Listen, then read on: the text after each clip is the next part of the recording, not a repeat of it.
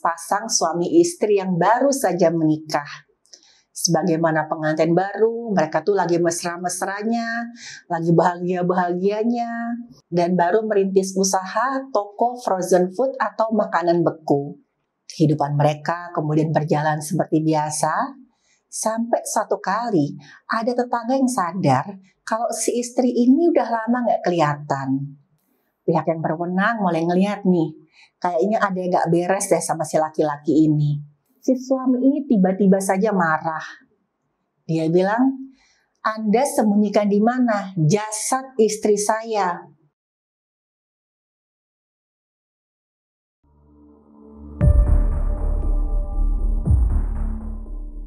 Halo, saya Dr. Stefani. Saya seorang dokter spesialis forensik dan saya melihat apa yang tidak semua orang lihat. Halo, balik lagi di channel Dr. Stefani.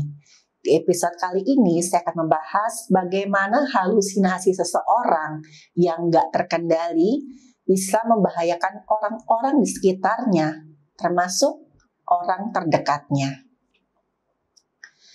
Cerita ini berawal dari sepasang suami istri yang baru saja menikah.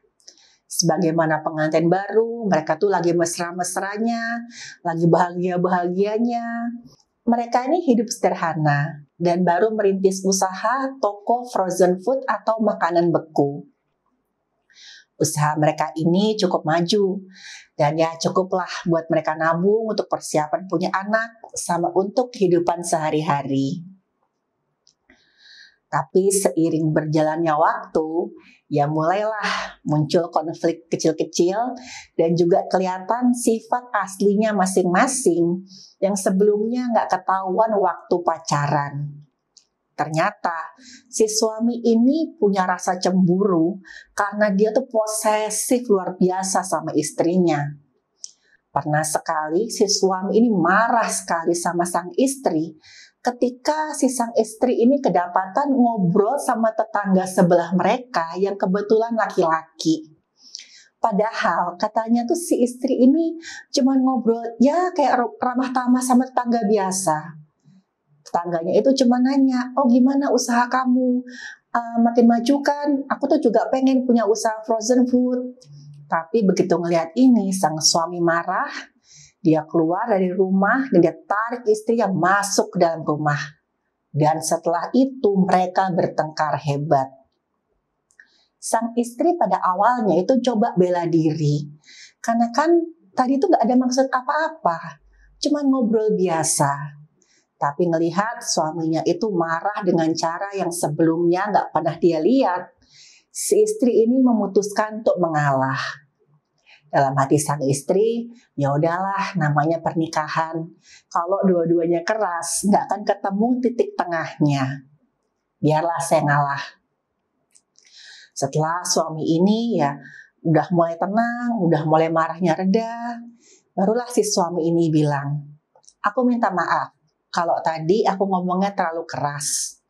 Si istri ini ngomong, aku tuh ya nggak suka kamu bentak-bentak aku kayak tadi. Tolonglah, kamu kan lihat, aku tuh gak ada maksud ya bergenit-genit atau gimana sama tetangga kita atau orang lain. Sang suami ini malah bilang, aku tuh gak suka ya kalau melihat istri aku ngobrol sama laki-laki lain selain aku. Karena di mana-mana yang namanya perselingkuhan pasti diawali dari obrolan basa-basi. Nanti makin lama makin akrab. Entar tiba-tiba tukeran nomor ponsel, terus mulai menyembunyikan hal-hal lain dari pasangannya. Aku tuh gak mau kamu tuh sampai kayak gitu. Dan suami ini juga bilang, kamu tahu sendiri kan udah banyak teman-teman aku yang nasibnya kayak gitu. Keluarga aku sendiri juga seperti itu kok. Bapak sama ibuku tuh pisah gara-gara bapakku tuh selingkuh sama teman kerjanya. Akhirnya si istri ini pun mengalah. Dia mikir ini toh kami baru awal-awal nikah. Ya wajarlah konflik-konflik seperti ini. Sang istri ini memilih diam. Ya demi keutuhan rumah tangga mereka. Apalagi saat itu si suami sudah berjanji. Dia nggak akan marah sampai kayak gitu lagi, asalkan istrinya juga menjaga sikap. Kehidupan mereka kemudian berjalan seperti biasa, sampai suatu kali ada tetangga yang sadar kalau si istri ini udah lama nggak kelihatan. Kebetulan memang ada tetangga yang rutin berbelanja ke toko frozen foodnya mereka. Nah, yang nanya sama si suami ini, loh istrinya kok sudah lama nggak kelihatan pak? Kemana? Kata suaminya, oh iya, istri saya sementara ini tinggal sama orang tuanya. Kemarin itu bapaknya sakit dan ibunya itu nggak bisa ngerawat bapaknya sendirian. Akhirnya oleh tetangga dianggap ya wajar lah. Sampai suatu hari ada orang yang datang untuk menyuplai frozen food. Ya hari itu memang jadwal dia barang-barang pada masuk. Orang ini dia pakai mobil, dia datang ke situ dan dia coba telepon si suami ini. Tapi waktu coba ditelepon, si suami ini nggak ngangkat telepon. Istrinya coba ditelepon, tapi handphone istrinya malah nggak aktif. Katanya nomornya salah. Nah, si suppliernya ini bingung. Nah, ini gimana? Kita sudah terlanjur bawa banyak barang. Kalau kita nunggu, bisa-bisanya rusak karena cair. Yaudah, gini aja. Kita masuk ke dalam, kita taruh aja di salah satu freezer, terus nanti kita tulis pesan. Ya, sama temannya pun ngambil barang-barang dari mobil, lalu mereka masuk ke dalam toko. Atau masuk ke toko, yang namanya freezer di luar, itu sudah penuh. Ya namanya juga toko ya, jadi barang-barangnya udah banyak. Akhirnya mereka memutuskan buat jalan ke belakang toko. Sebelumnya mereka sempat ngerasa aneh juga. Kok pintunya nggak dikunci ya? Dan waktu mereka masuk itu nggak ada yang jaga sama sekali. Begitu mereka ke belakang, mereka menuju ada satu ruangan besar yang ada chiller di situ. Mereka buka chillernya yang ternyata juga tidak terkunci. Dan di situ mereka berdua teriak ketakutan karena mereka melihat jasad dari istri pemilik toko itu ada di pojokan dalam keadaan terduduk dengan punggungnya itu menempel ke dinding. Mereka teriak-teriak, mereka minta tolong keluar dari toko dan otomatis warga pun berdatangan. Salah satu di antara mereka langsung pingsan di tempat. Yang satu dengan tergagap-gagap, dia udah ketakutan, hampir nangis. Dia bilang, tadi saya lihat jasadnya istri dari si pemilik toko ini itu di dalam chiller, kayaknya sudah meninggal dunia. Oleh warga, mereka rame-rame masuk ke dalam toko dan mereka lihat ke chiller itu dan benar, jasad si istri masih ada di situ. Warga buru-buru menelpon pihak yang berwenang. Pihak yang berwenang datang dan kemudian mengevakuasi jasad sang istri ke rumah sakit untuk dilakukan pemeriksaan. Sementara suaminya saat itu nggak ada di toko. Kemungkinan ya suaminya masih ada di rumah. Karena kebetulan antara rumah sama tokonya itu jaraknya ya kurang lebih ada 2 gang. Pihak yang berwenang kemudian menyusul sang suami ini ke rumahnya dan kebetulan sang suami ini masih ada di rumah. Tanpa menunggu lebih lama lagi, sang suami pun dibawa ke kantor untuk dimintai keterangan. Dari hasil pemeriksaan dokter forensik, dapatkan bahwa jasad yang di chiller besar tadi berjenis kelamin perempuan, usianya antara 20 sampai 30 tahun, dan perlu waktu cukup lama sampai jasadnya ini cukup mencair dan bisa diperiksa lebih lanjut. Dari pemeriksaan luar nggak didapatkan tanda-tanda kekerasan, nggak ada luka sama sekali. Waktu dilakukan pemeriksaan dalam, kelihatan kalau di saluran cernanya itu ada kayak iritasi. Dan waktu diambil sampel untuk pemeriksaan racun, di tubuh si istri ini terdapat racun jenis sianida dan juga zat pengawet. Diduga kuat, sang istri ini meninggal karena menelan racun sianida. Racun sianida itu kan bersifatnya korosif, jadi dia mengiritasi. Dan itu kelihatan. Di saluran cernanya tadi kan ada kayak luka merah-merah kayak terbakar. Dan diduga kuat, sang istri ini sudah meninggal dunia kurang lebih 2-3 minggu. Setelah itu pihak yang berwenang mulai menginterogasi sang suami. Waktu awal-awal ditangkap, sang suami ini nggak kelihatan kayak takut atau sedih. Dia malah dengan muka nggak bersalah dia nanya, "Loh, bapak-bapak ada urusan apa ke sini?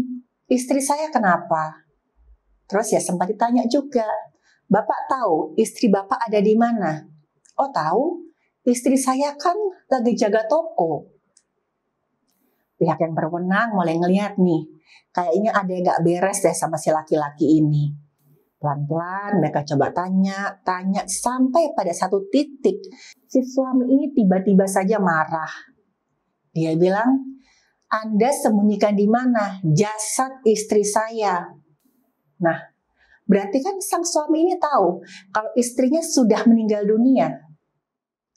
Tapi waktu ditanya lagi, pengakuannya itu sempat ya kesana kemari. Sang suami juga bilang, "Oh, istri saya itu kemarin sakit, badannya panas, makanya saya dinginkan di dalam chiller." Ini kan semakin gak masuk akal. Tapi pada satu titik sang suami pun mengaku. Dia bilang, memang dia yang meracuni, memasukkan zat pengawet ke tubuh istrinya, lalu menyimpan tubuh istrinya tadi ke dalam chiller, karena dia merasa dengan begitu, dia yakin istrinya tidak akan dilihat oleh laki-laki lain selain dirinya. Sang suami ini juga mengaku kalau dia semakin lama makin sulit mengendalikan rasa cemburunya. Ditambah lagi, usaha mereka kan toko makanan beku. Pasti sehari-hari mereka banyak ketemu pelanggan. Pelanggan dan pasti ada yang laki-laki, ada yang perempuan. Dan suami ini makin gak suka ketika ada pelanggan laki-laki yang ngobrol sama istrinya. Walaupun itu cuma basa-basi. Dan akhirnya didorong oleh rasa cemburu yang tidak terkendali tadi, sang suami beli racun sianida dari toko daring. Dia masukkan racun itu ke dalam makanan istrinya, dan setelah istrinya sempat muntah-muntah, kesakitan, lalu tidak lama kemudian meninggal dunia, dia mengambil pengawet, dan kemudian dia awetkan tubuh istrinya dengan cara yang benar-benar sembarangan. Dan setelah itu, dia ambil jasad istrinya, dia taruh di chiller dalam posisi duduk dengan punggungnya ini bersandar di dindingnya chiller. Dan semua itu dia lakukan supaya istrinya jadi miliknya seutuhnya. Pihak yang berwenang kemudian memanggil dokter ahli jiwa untuk mengevaluasi kondisi kejiwaan si suami ini. Dan memang suami ini punya trauma yang cukup membekas di masa lalunya. Bapak ibu dari sang suami ini memang berpisah karena bapaknya itu ada riwayat selingkuh dengan teman kerjanya. Sang ibunya itu sempat depresi beberapa lama, dan kalau ibunya tuh lagi merasa tertekan, ibunya tuh selalu melampiaskan marahnya dengan memukuli sang suami ini dan saudara-saudaranya. Dan itu menjadi trauma yang sangat membekas di jiwanya sang suami. Dan setelah dievaluasi lebih dalam, ternyata suaminya ini punya kelainan jiwa bipolar dan ada indikasi ke arah psikotik. Dia selalu berhalusinasi bahwa istrinya ini diam-diam punya pria idaman lain, dan dia punya anggapan kalau semua pria yang ada di luar sana itu bermaksud merebut istrinya dari dia. Dan meskipun demikian, sang suami tetap harus mempertanggungjawabkan perbuatannya di depan hukum. Karena bagaimanapun ia melakukan pembunuhan berencana.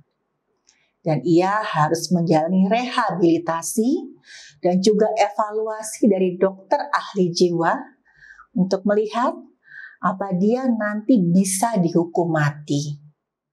Kalau kita lihat cerita tadi ya, jujur kita kan nggak habis pikir. Seorang laki-laki yang begitu mencintai istrinya, tiba-tiba saja bisa berubah jadi orang yang sadis dan melakukan pembunuhan berencana terhadap istrinya. Gara-gara dia pengen memiliki istrinya seutuhnya. Tapi kalau misalkan kita lihat, sang suami ini kan sebenarnya punya trauma di masa lalu. Dan trauma itu nggak tertangani dengan baik. Dan itu yang menjadi pemicu gangguan kejiwaan yang ternyata membahayakan orang-orang di sekitarnya. Gangguan kejiwaan itu bisa mengubah seseorang itu sampai betul-betul 180 derajat. Orang yang tadinya kelihatan baik, ramah, penuh senyum, tiba-tiba saja itu bisa berubah jadi orang yang kejam, berdarah dingin, dan tidak punya perasaan. Untuk itu, saya mengingatkan teman-teman, kalau yang namanya kesehatan jiwa itu nggak kalah pentingnya buat dijaga dengan kesehatan fisik.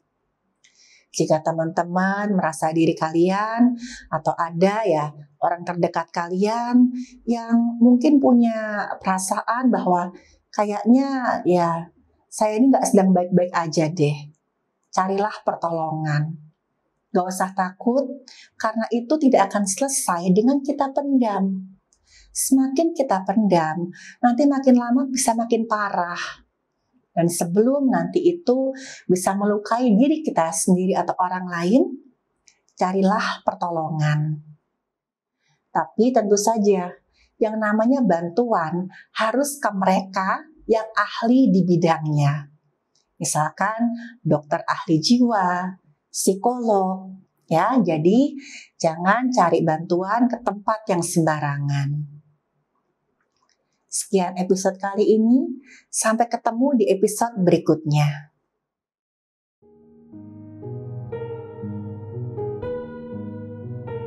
Terima kasih buat yang sudah menyimak cerita saya. Silahkan like, share, dan subscribe.